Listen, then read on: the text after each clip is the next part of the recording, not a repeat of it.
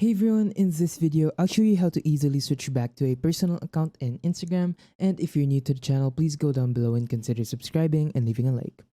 So first things first, let's just open our Instagram here. And here, just click on your icon or your profile picture in the bottom right. And once you're here, just click on the three horizontal icons on the top right. And then here, just click on settings. And then scroll down and look for the one named account. It's right there, click it. And scroll down to the very bottom once again, and then click on switch account type.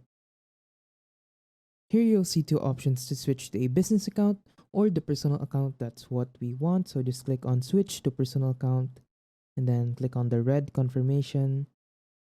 And then let's wait for it to load for a few seconds. And as you can see, you have now switched to your personal account. Alright, so if you found this video useful, don't forget to hit the like and subscribe button to watch all the upcoming videos, and goodbye.